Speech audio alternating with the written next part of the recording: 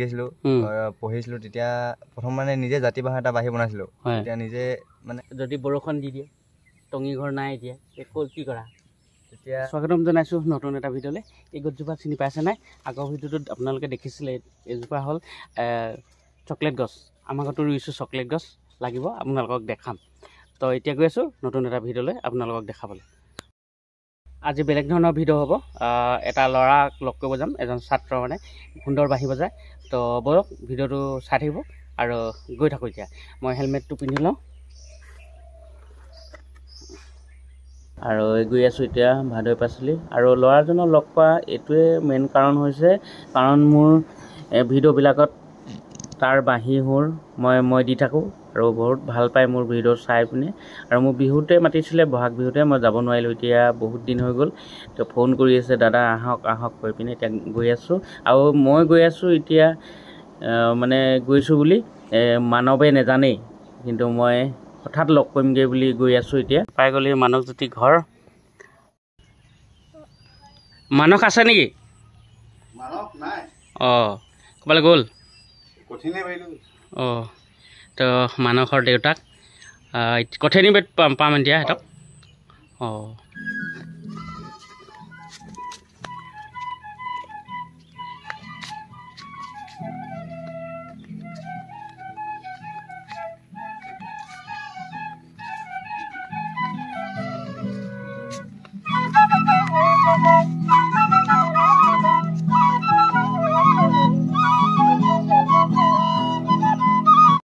এইফালে ছাগলী সোমাই আছে গৈ থাকোঁতে বজাই থাকোঁতে সোমালে চাওক ছাগলী সোমালে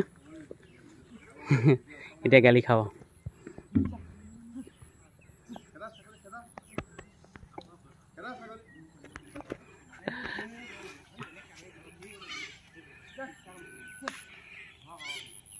কঠিয়ানী বাৰীত এইপিনে চাওক আপোনালোকে বাঁহী গীটাৰ তাবলা লৈ বেলেগ এটা মানে পৰিৱেশ এটা দেখিছে এজনে হ'ল মানৱজ্যোতি বড়ো কেনেকুৱা ভাল এইফালে লগ সমনীয়া নাম কেইটা কৈ দিয়া নমস্কাৰ মোৰ নাম শ্ৰী বাস্তৱ ফুকন এইফালে নমস্কাৰ মোৰ নাম শ্ৰী নিৰাজ গগৈ এইফালে নমস্কাৰ মোৰ নাম শ্ৰী তোমালোকে এটা সুন্দৰ পৰিৱেশ এটা দেখিছোঁ এই পৰিৱেশটো সদায় কৰা নে সদায় কঠীয়া চোৱা তোমালোকে আমি কৰিয়ে থাকোঁ মাজে মাজে আজৰি টাইমত এইবোৰ কৰি থাকোঁ প্ৰকৃতিৰ মাজত এনেকৈ সময় কটাই ভাল লাগে আমি এইদৰে কৰিও আমি গোটেইকেইটা লগ হৈ পিনি এনেকৈ কৰি থাকোঁ হয় তো বিশেষকৈ মই মানৱ ওচৰত আহিছিলোঁ ভাল লাগিছে আৰু এনেকুৱা পৰিৱেশ এটা পায়ো ভাল লাগিছে এফালে আপোনালোকে চাব পাৰে কঠীয়া চাইছে এফালে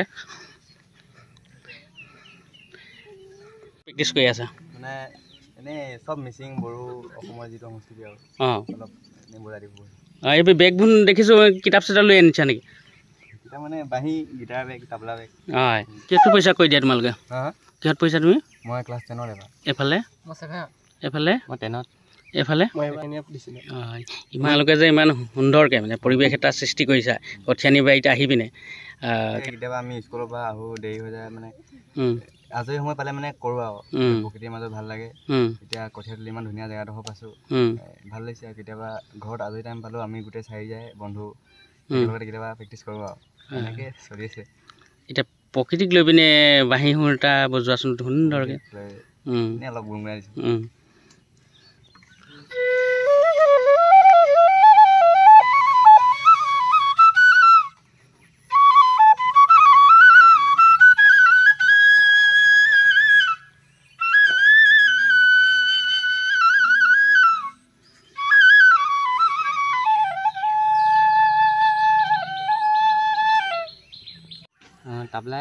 তাবলা বজোৱা এইফালে বাঁহী এইফালে বাঁহী এতিয়া তিনিজন বন্ধুৱে মিলি এটা বাঁহী সুৰ একদম ধুনীয়া সুন্দৰ হয় বজাব লাগে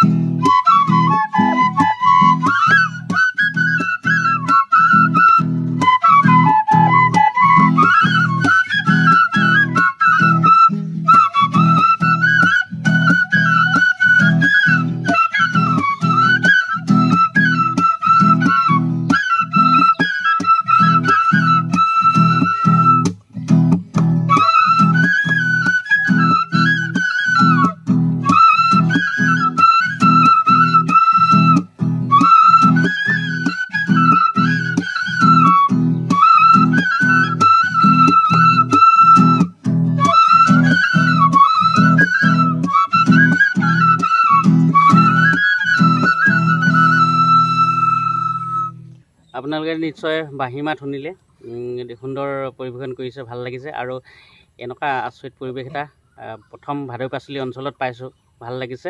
আৰু তোমালোকে যে বাঁহী বজোৱা ক্লাছত বজোৱা নাই, যিটো প্ৰতিযোগিতা পাতে মানে স্কুলত এনেকৈ অংশগ্ৰহণ কৰিছোঁ। স্কুলত এনেকৈ বিহু স্কুলত পাতে, তেতিয়া এনেকৈ স্কুলত বিহু পাতিলে বজাওঁ। হয়, আছে তাৰমানে তোমালোকৰ একদম বেষ্ট মানে বাঁহী বাদক আছে। আৰু গান কোনোবাই জানা নেকি? আমি গান গোৱা নহয়, আমি ইনষ্ট্ৰুমেণ্টৰ লগতে জড়িত। বাঁহী, তাবলা, গীটাৰ। তুমি কিমান বছৰৰ পৰা মানে কিমান সৰুৰ পৰা শিকিছা বাঁহী? মই যে ক্লাছ 3য় শ্ৰেণীত তেতিয়া প্ৰথম শিকিছিলোঁ, পঢ়িছিলোঁ। তেতিয়া প্ৰথম মানে নিজে জাতি বাঁহৰ এটা বাঁহী বনাইছিলোঁ। তেতিয়া নিজে মানে আগতে আমাৰ বৰ্তাই বাঁহী বজাইছিলে, তেতিয়া মানে এনেই বাঁহী ভাল লাগে, সুৰটো শুনি ভাল লাগে। তেতিয়া মানে চেষ্টা কৰিলোঁ মানে বাঁহীটো কেনেকৈ বজে, কিমান ভাল লাগে সুৰটো শুনি। তেতিয়া নিজে চেষ্টা কৰিলোঁ, এনেকৈ বনাই এটা নিজে ফুকিলোঁ।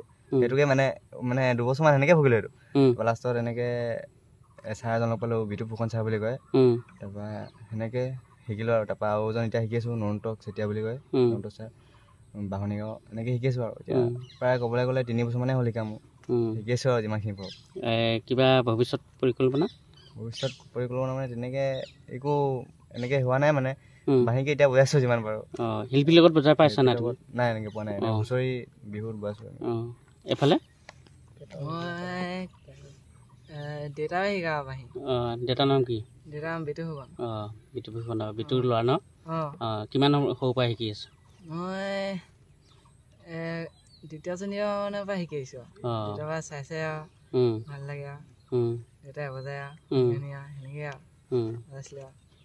শিল্পীৰ লগত বজোৱা মানে আশা আছে নেকি? বজাম বুলি আশাটো আছে। এতিয়া গুৰু হিচাপে কাক তুমি লোৱা? এতিয়া গুৰু হিচাপে এতিয়া নিত্যানন্দন আছে, শিকি আছোঁ আৰু তেওঁৰ পৰা। এইফালে ময়ো মোৰ 4 বছৰ হ'ল বাঁহী শিকা। মই সৰুৰ পৰাই এনেই বাঁহীৰ প্ৰতি আগৰ পৰাই আগ্ৰহ আছিলে। তাৰপিছত মই এতিয়া গুৰু হিচাপে লৈছোঁ এজনক, নিত্যানন্দ হয় তেওঁৰ নামত। এতিয়া ক'ত শিকাই থকা হয়? এই আছেনে? আমাৰ স্কুল হিচাপে আছে। আমাৰ সেই স্কুলখনতে আমি বহুতকেইটা ছাত্ৰ আছোঁ, তেওঁ শিকাইহি। কিবা ভাবিছা নেকি ভৱিষ্যতে শিল্পীৰ লগত বজাম বুলি? কিবা শিল্পীৰ লগত বুলি এনেই আশাটো আছে। তাৰপিছত বাঁহী হিচাপত আমি আজিকালি এইটো বিষয়ত পঢ়িবও পাৰি, সেইটো হিচাপে যাবলৈ মন আছে আমাৰ। এইটো ডিব্ৰুগড় বিশ্ববিদ্যালয়তো পাৰি, তাৰপিছত দিল্লী বিশ্ববিদ্যালয়তো পাৰি। তাত এই মিউজিকৰ ক্ষেত্ৰত এই বাঁহীটোতো আমি PhD বা পঢ়িব পাৰি। আৰু যাবলৈ আশাটো আছে, চাই লওঁ ভৱিষ্যতৰ পৰিকল্পনাটো কি হয়গৈ। এইফালে জানে গীটাৰ আৰু তাবলা কেনেকুৱা তোমাৰ? ভালেই। কিমান সৰুৰ পৰা শিকিছা তুমি? মই ক্লাছ 7ত থাকোঁতে শিকা তাবলা। এতিয়া অকল এবছৰ আছে আৰু শেষ হ'লে। তুমি শিল্পীৰ লগত বজাইছা নেকি? মই শিল্পীৰ লগত বজোৱা নাই বাৰু। হয়, বজাৰ আশা এটা আছে ন? আছে। তাৰপিছত এতিয়া কি শুনাবা তোমালোকে?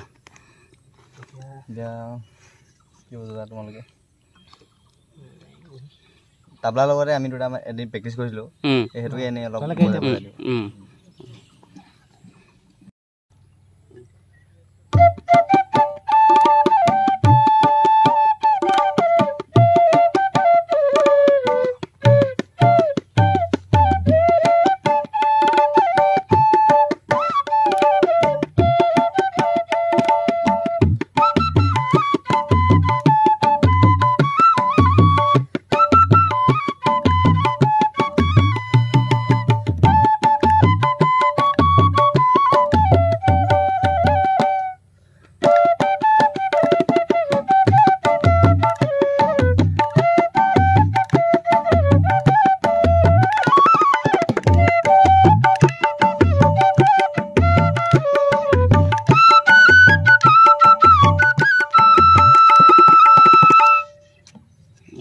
সুন্দৰ।